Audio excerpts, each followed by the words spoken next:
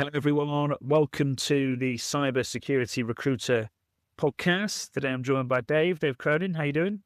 Good, thanks. How are you, Tom? I'm good. Hey, we had to hit record there because we were kind of doing the podcast without hitting record. We were chatting about some really interesting stuff then. I was like, no, record. Got right into it. Thanks for having me. No, likewise. Nice to see you again, mate. And yeah, for everyone listening, me and Dave were just chatting about the market and AI and how security. We're going to look back at this time as I think anyone it's an exciting time, mate, is what I'm trying to say. It's good, isn't it? There's so much going on. It's tough to keep track of. Absolutely. I'm just going to do you a bit of an intro, my friend, for the listeners that don't know. If I get any of this wrong, feel free to correct me. But you've had some big logos on your resume over the years and started off a technical manager at Secure IT, and then you've held a director position within network and security at Blue Cross Shield. You also spent some time at Trustwave. You've also spent some time at Booz Allen in a very senior position, managing director of advisory at KPMG, VP level at Capgemini.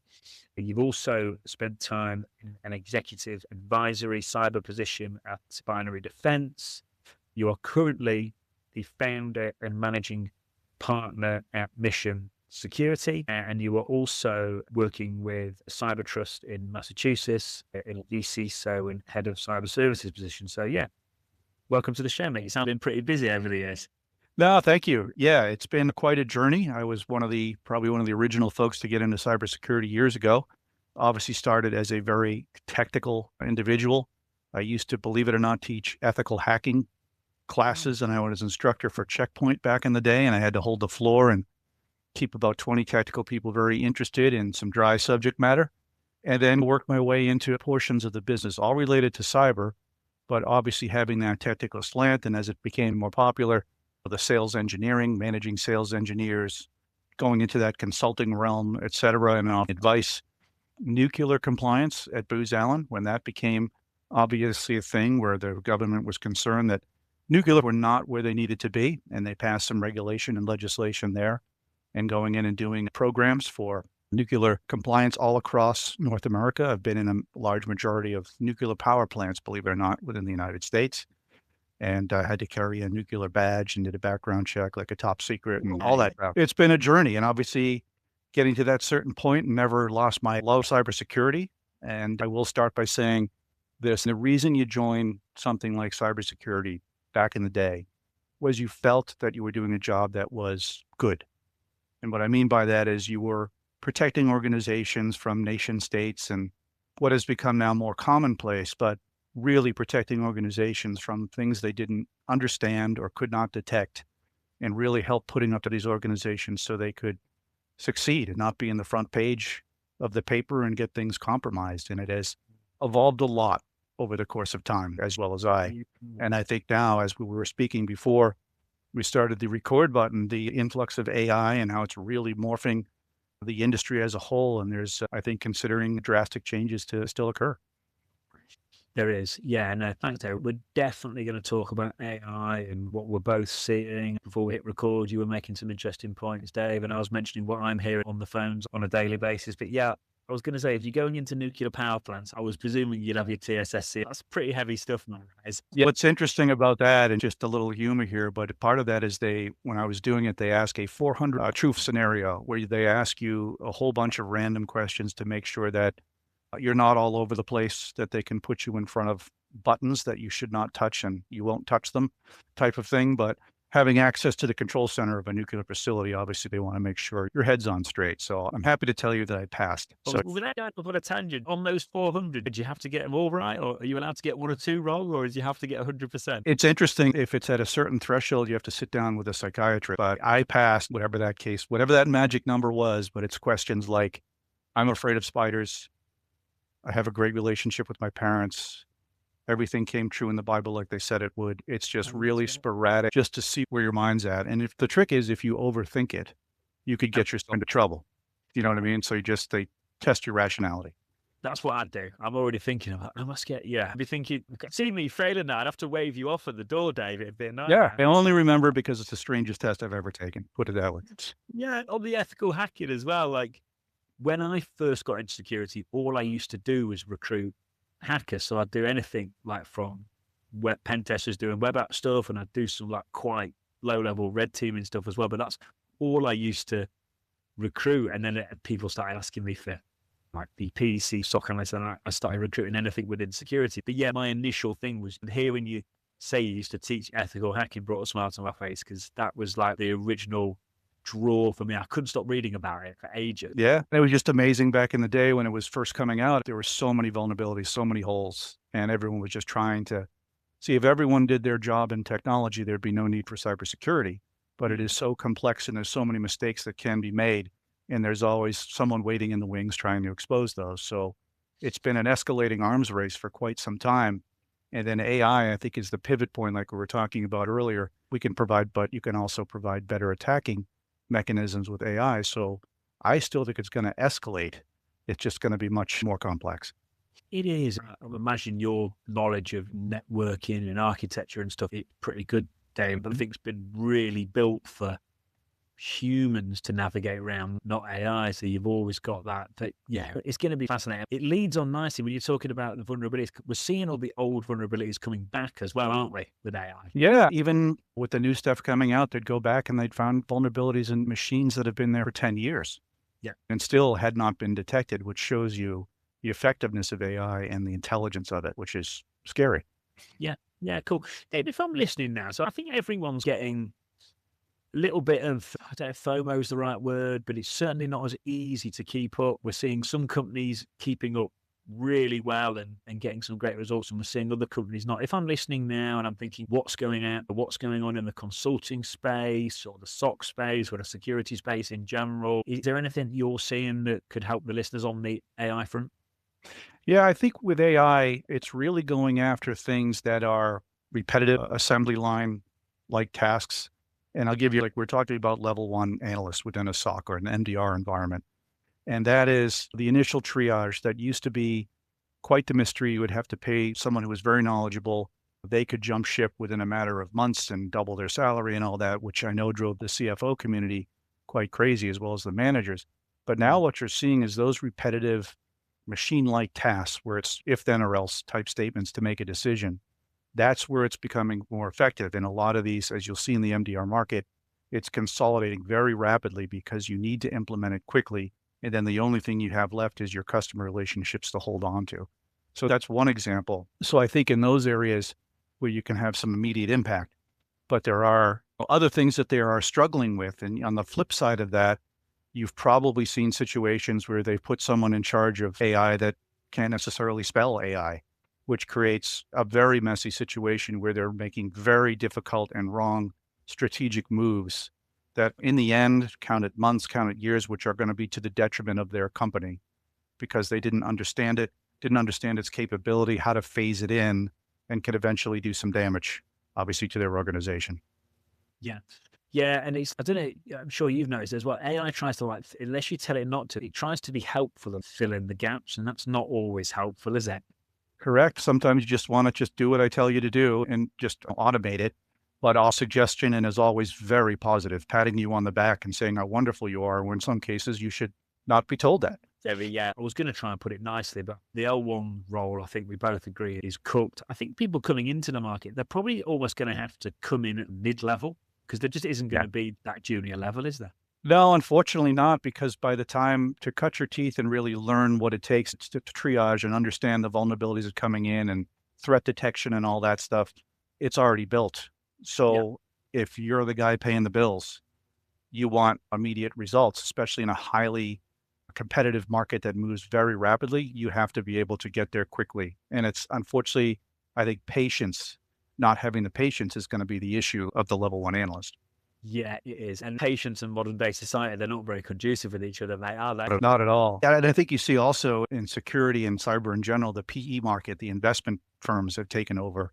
And that's another example of not having the patience, because if I'm going to give you multi-million dollars of investment, I expect you to double that and return that to me as quickly as possible. So again, you can't have the patience in some of those situations. No.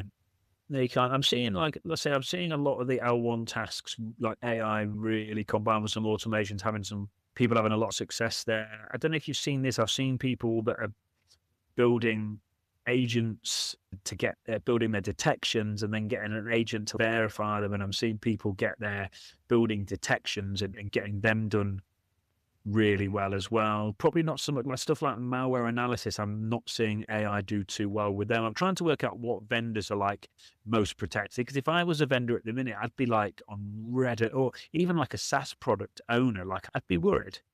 Yeah, and I think that's a good example too, because part of AI is you have to teach it. It has to learn. So it has to have that set of data that you have to correlate. And granted, it correlates very quickly. And this is the threat. And this is the thing I've seen. Therefore, A plus B equals C. But I think where there's a struggle was it's still constantly evolving and malware is constantly being built. So if it hasn't seen something before, it'll make its best bet or best guess on a situation.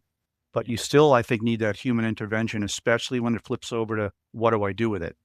Do I notify the client? Do I shut down certain ports? Do I turn off a machine? It's still the action that's going to be taken could affect business. And that's where it gets scary. So it's not all the way there yet, but they're trying very hard to get there as quickly as possible.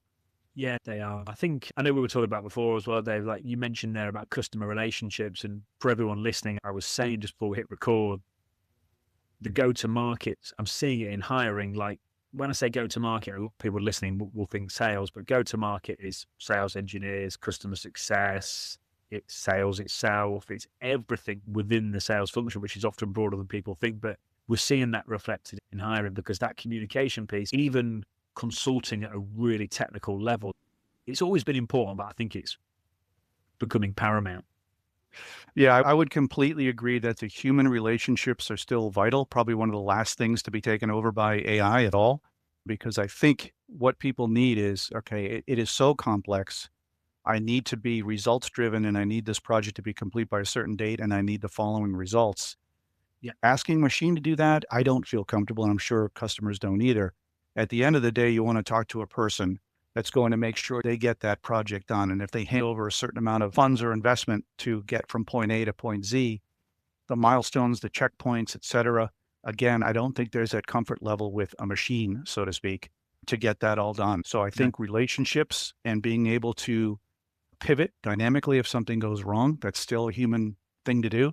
And bringing in the right people to complete the project at the right time is still a human judgment call, which is lacking with AI. Yeah, definitely. There's a certain aspect as well. Like we're a small agency and we were speaking to someone about how they can implement AI within our agency and so we can remove that. I was like, hang on a minute, I work remote anyway. I spend quite a lot of time on my own anyway. Sometimes I actually quite like talking to the team, even if it is a little bit in it. It gives an element, like you said, the relationship, the human side. Like I think that does come into it a little bit, doesn't it? At least. Yeah. I think at the highest level, the decision is still and should be made by the human in that situation. And you still have to make sure everyone's on the same page that are using those AI tools. There has to be some consistency, some flow down from the human that's overseeing a particular part of the project and is dealing on a day-to-day basis with AI tools. Yeah, definitely.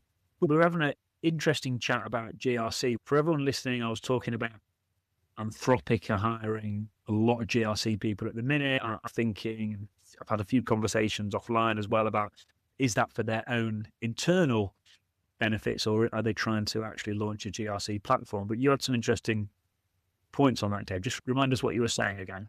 Yeah, and I've been tapped on the shoulder, obviously, by some of these companies that are trying to build, right? So I've done a lot of GRC work, as I said, in the nuclear space and NERC-CIP and others, and obviously SOX, and now CMMC is the new things that need to be done. And I think what makes GRC different is it's not very black and white. It's not if then or else, true, false. There are judgment calls that need to be made when doing investment and figuring out what controls to implement. And there's a gray area associated with that. Should I do it with people, process, or technology?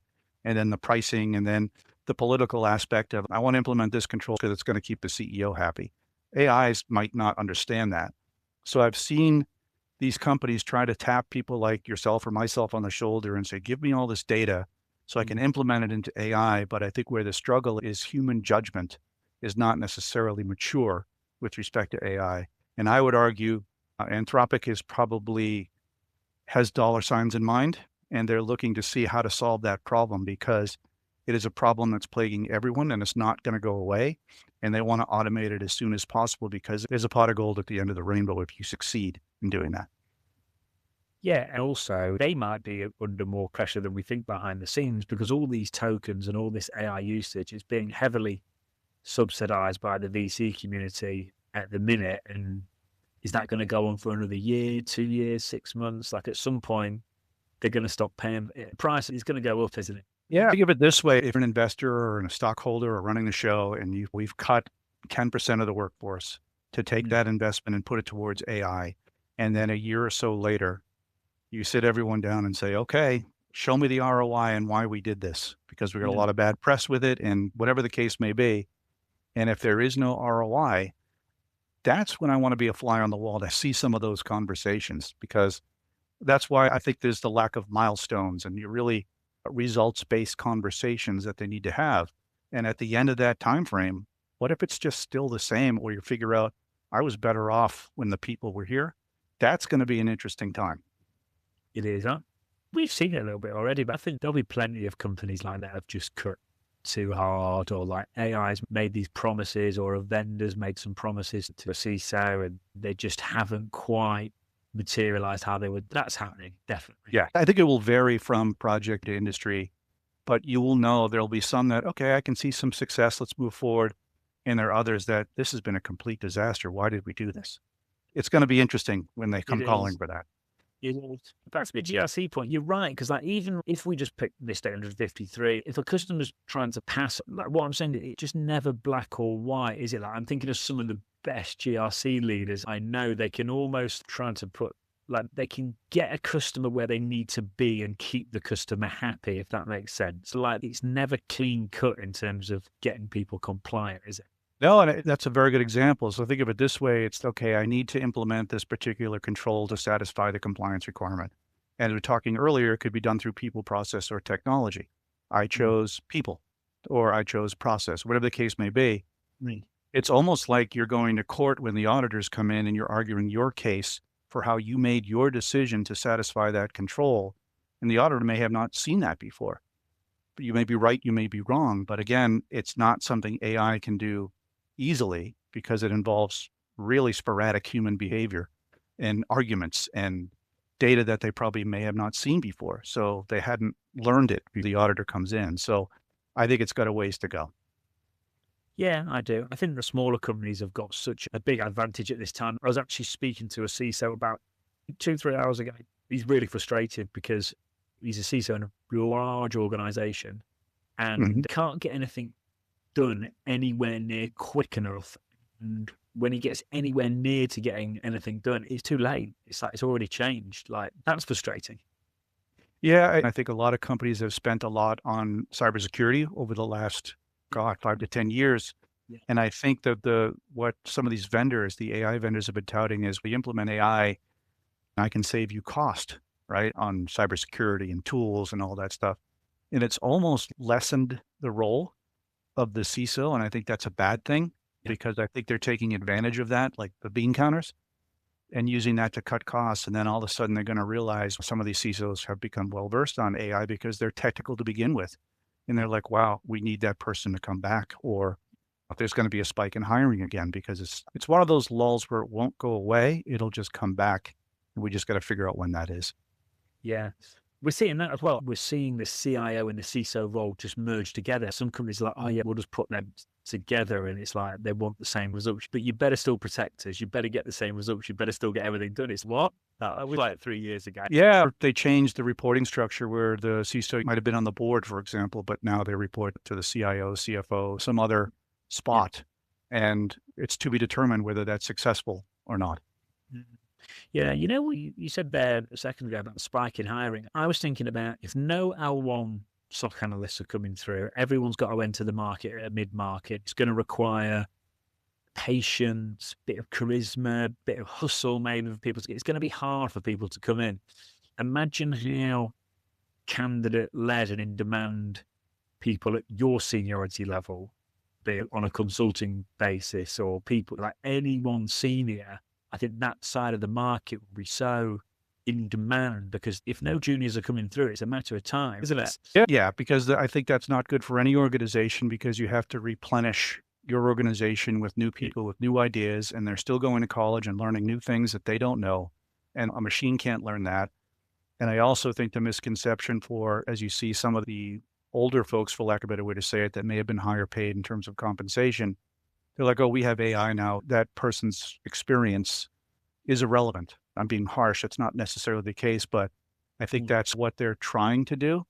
And I think there is something to be said for experience. And I've been there, I've done that. I've seen that before. I know how to manage people. If that goes away, what's going to take place of that? Just AI conversations? I don't see that as necessarily a long-term viable solution in a lot of cases.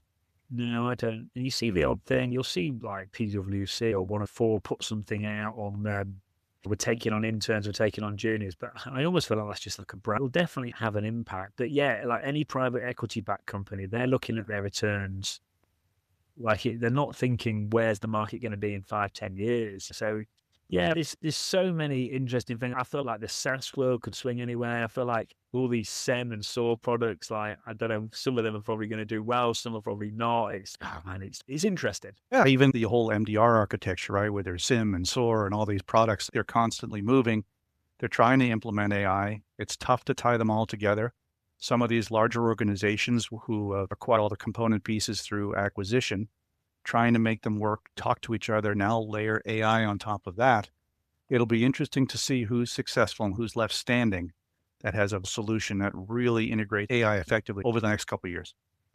It will. I think it's really going to test the quality of solutions. And I feel like the quality of the service is good as well, affect how well a company does. If I think of small companies I'm dealing with that are doing well, like, they're doing a really good job and they have done for a long time, and their relationships are pretty strong, and they're like really tailoring their service and stuff like that. I think it's really going to separate the companies off, if that makes sense.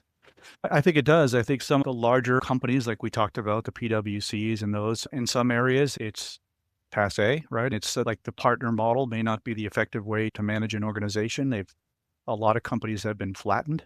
I think you're going to see a rise of boutique regional shops, and I think you're seeing it now, ones that can be dynamic, turn on a dime, understand what the customer wants, and being able to deliver quickly. It's so fast. You can't be one of those archaic companies just plodding along, relying on relationships that may or may not exist anymore. It's fascinating. Did you see the company in the legal space that Anthropic copied on Thursday? Did you see that one? No, I did not. Yeah, it was a big company. I think they're valued at 20 billion or something like that. And Anthropic basically did something that I don't think it's taken them out of the game, but it certainly hasn't done any favors. And it's like, I just feel if Anthropic decide that they're going to focus their attention on a particular area of the market, it's like, I'm like, who are they coming for next? This isn't fair. I'll give you an interesting, so I think the legal area, it's like technology, right? It's been this black magic, black art. You go to legal school or whatever and get your degree and pass the bar and all that. Yeah. But it's really a collection of data that occurs over time, right? You basically, if you have access to that data and can correlate it in older cases and templates, and it's really going to put a dent in the legal market. That's another good example. And I'll give you a practical example. I had to go through just a legal situation, probate type of thing, and I would just offer some help because I could use AI. It's amazing what you can get done when you're not a lawyer. And then you think about, if I had to have someone draft a lease or review a contract, or how do I navigate through probate court, for example, which if you haven't done it before, do I hire a lawyer for $250 an hour, or can I at least spend the money on the stuff that I really need to spend the money on? And that's what I think with your example of Anthropic. I know I can take pieces of this business and automate it, and we can make fortune. Let's do it. And I think they're going to pick them off one by one.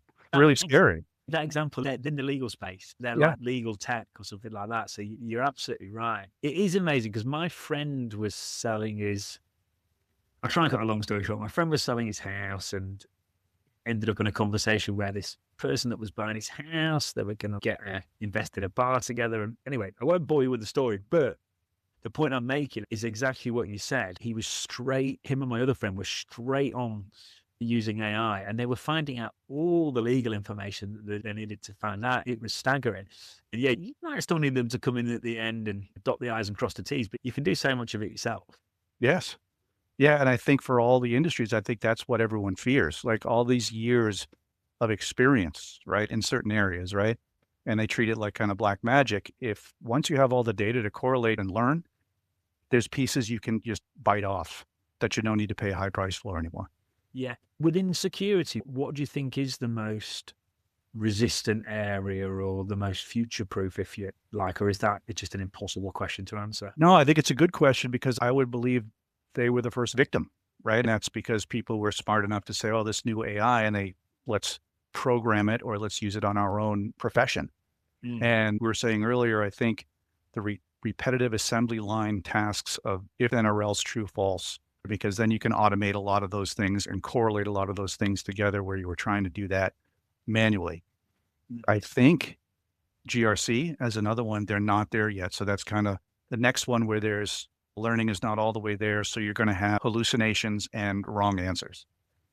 And I think at the end of the day, the technology is so powerful that you still need that human interaction. So sales, the go-to-market, the sales engineers, there's still going to be people who don't understand and they will feel better talking to a human being on, explain to me how this works.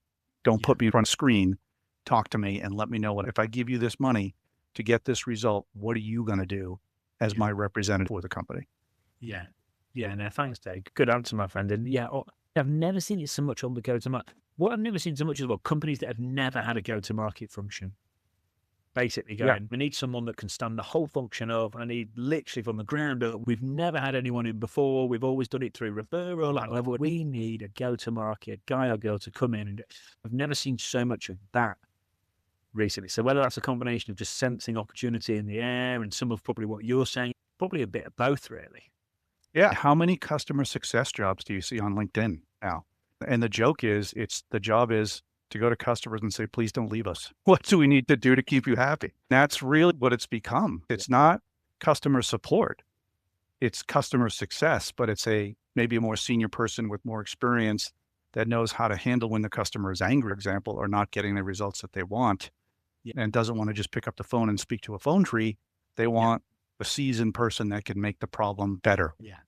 Definitely. And I think as well, all the technology, in some ways, it's pushing it back to that because everyone's fed up of picking up the phone and it's a bot or like an automated email campaign. I'm sure you get them. My inbox is I miss emails from my team sometimes because my inbox is just full of these automated emails. So I think we're all craving just really high quality human level service. I think I really appreciate that now. It's nice, and I hate it when it's anything different. Oh, absolutely. I will freely admit that myself and my wife we're the ones that are on the phone saying representative to bypass the tree and actually talk to a human being. And how many people do you know that are like that? They're just, I don't want to deal with this tree anymore. I want to talk to someone. And I think that's not going to go away. No, it's not. No, it's not, definitely. Yeah, cool. We've had a good chat. I normally start off, by the way, saying, what's a day in the life like for you? On the AI front as well, though, is there anything else you think that we should mention that could benefit folks out there? Or do you think we've covered most stuff on? Listen, I just think everyone out there, and I have kids graduating college or graduated college or any of the high school folks out there, embrace AI. It's not going away, put it that way. I think it will morph and change and it'll pivot in certain respects, but it's one of those things where you have to add that to your experience and your resume and really, but also make it so you're specialized. I think those that are a generalist, for example, it's not necessarily rewarded anymore. They're looking for a specific skill set and hone that skill set and really get good at it. And I think that's true for almost any profession out there. Yeah, I agree. And also as well, I think, say kids growing up with a dad like you or anyone in security, I think like for people listening, don't feel like you're behind because I don't think you are. Like, you're a technical guy, so your kids are going to be like on point with this stuff. There'll be people that, I've forgotten the stats now, but it's unreal how many people have never used Claude or ChatGPT. It's actually a really small percentage of the population that are actually using it on a regular basis. So if people feel like they're behind, if you're up for it and you're on it and you get started now with it, I think you'll be okay. Agreed. And I think that's another good advice. So anyone who starts using those tools, realize that it's garbage in, garbage out. So the more you tell it, the better your answer is going to be on the way out. So dedicate the time to prompt your tool correctly. I needed to do this and this. And then what it will give back to you is far more effective. Yeah, there's something called Prompt Cowboy, by the way, which is a free tool. We use it, and it's really good for OSEN. It's really good for research, and it just basically refines and gives you the optimal version of the prompt you're trying to do. Prompt Cowboy. Good. Prompt. I got to look that one up. You're going to be fed around with that tonight, I did. Absolutely. I'll write that down. But yeah, it's good. But also as well, I think there's no excuse really, because this weekend I was watching just a few things on YouTube, and I had to look around for a few minutes and weed through some stuff that wasn't very good. But I've got this YouTube Premium now where it skips all the adverts and all the rest of it. And there's some really good stuff on there. If you sit down there, I was only doing it for about 20 minutes, and I actually came away. I think I watched 2 or 3 really short videos, and you can pick stuff up quick. Yeah, absolutely. And it's funny, they're all less than 15 minutes because that's the attention span of all of us now. But yeah, if you want to learn how to do a specific thing, you can search on anything. I have YouTube Premium also, and you say, how's the best way to use Claude for X, fill in the blank. Someone's done a video. It's just, you just look it up and it will teach you. It's a powerful teaching tool. Yeah, there's a guy on there called Dan. I forgot his last name, but he basically gave the prompt of, say if you wanted to learn everything about cybersecurity, AI, and recruitment, and you can give it this prompt and it will look on these, and you can point it towards different sources. So you just wake up every morning with a summarized report of exactly what's going on with AI, security, and recruitment. It's, okay, great. That sounds pretty cool. Yeah. And I've seen some stuff out there too. I was briefed on another one where you can make a clone of yourself and bring the clone to your meetings. I don't know if you've seen this one yet. And you can ask it questions and it takes notes and it offers commentary, and then it will sync up to your calendar. And, oh, you had this meeting 3 weeks ago. Remember to call back John Smith because you owed him an answer to this question. But still, that takes a while to program and make sure that everything is synced up. But once it is, it can be pretty powerful. But then on the flip side, if you go too far, it'll do things you don't want it to do. You got to put some limits on it too, because it can go in various directions that you did not authorize. Yeah, I really agree with that. I'm really aware of that as well. Because so the other thing this AI consultant chap said to me, he said, because I told him I send a video outreach on LinkedIn. I use it to keep candidates updated in the process. I like using voice notes and videos on LinkedIn. He went, we'll just get a clone of you to do all those videos. And I was like, well, stop. That's when you go in too far. If I reached out to you in a few weeks' time to talk to you about something, and it wasn't really me on the video, it was an AI version of me, I think it just kills our relationship. Do you know what I mean? You got to be careful. I wouldn't look at that positively either, right? So wait, you're too lazy to show up on the call. You send your AI clone to do it for you. What do I mean to you? You know, I mean, it's human behavior to do that. Yeah, exactly. And also as well, by the way, I don't want to badmouth it because I actually quite like him. I think we're going to use this guy. I actually do like it. But he said to me, I don't have to do any admin after my call. Email after this call. It's all my AI. And the email came through 10 minutes after the call. And I didn't reply because I knew it wasn't him. I was like, I'm not going to reply to his row. But it's true, like what you said, the instant reaction. But if he'd have sat and wrote that email and said, Tom, thanks for your time, blah, blah, blah, I'd have replied. But because it's the AI, I'm not replying. Yeah. If we hang up this call and you get a 5-paragraph email from me, that's not how life works. You know what I mean? It's got to be adjusted for that. Yeah. And you get them now as well. I get the ones where they've gone into a podcast, they summarize the podcast and they're pulling bits. And like you just said, it's so detailed and so long. I'm like, no. And no, you haven't sat there and listened to 2 episodes of the pod and pulled out and no, just leave me alone. Or they'll transcribe the podcast and then feed it into the learning model and try and get whatever they can out of this conversation. It's just very interesting what they're doing now. Cool. Dave, in terms of like I said, I normally start off with what's a day in the life. What are you up to at the minute, Dave? What's a typical day looking like for you? Yeah, part of the reason where I am today is obviously I wanted more control over my destiny in this age of AI. That's the reason for originally opening Mission Security. And finding clients where there's still a need for someone like myself that can help in certain areas. And the stuff that I'm doing for CyberTrust Mass, it's basically a subsidiary, for lack of a better way to say it, for the state of Massachusetts, the Commonwealth of Massachusetts. And obviously cyber is still an issue for municipalities, towns, schools, higher education, small businesses, et cetera. And then, as we talked about, some of those larger organizations, they don't even roll out of bed for anything less than $100,000. So there's still work to be had. And if you really cut out the margin and the size and paying partner salaries that are no longer with the company in the consulting market, there is a business to be had with that. And you can help out your clients, provide effective results, and do things like talk to them about GRC compliance and assessments and making sure they don't end on the front page of the paper. And then CMMC is another one where it's another regulations coming down from the Department of Defense. So think of this. Think of someone in Massachusetts that makes parachutes. They have a government contract. It's all they do, a lucrative business that they have. And all of a sudden they come top down and say, you have to adhere to 110 controls or else you're out of business. And these people, they need help, right? They're not designed to act like that. That's the larger companies like the Raytheons of the world, et cetera. Mm-hmm. So you want to make sure that these companies that employ your neighbors can navigate through some of these things. And that's where I'm really enjoying the work, because it's back to the way it was a long time ago, where you're helping, right? Yeah. And you're helping people secure their environment, make sure they keep their jobs, their contracts, et cetera, while still adhering to GRC requirements. Yeah. Yeah, cool. And CMMC is, even the biggest naysayers in the world now realize it's here. And is there like 77 C3P? There's not enough C3POs, is there? The demand is going to outweigh the supply. You're in a good spot. No, the schedule's already way off in terms of you have to be compliant by a certain date or whatever the case may be. There's not enough people to audit. There's not enough people that understand how to do a self-assessment. Yeah. People have stuck their head in the sand and say, this is going to go away. There's various reactions to it, but at the end of the day, like back to nuclear compliance, it's just you're changing to a vertical.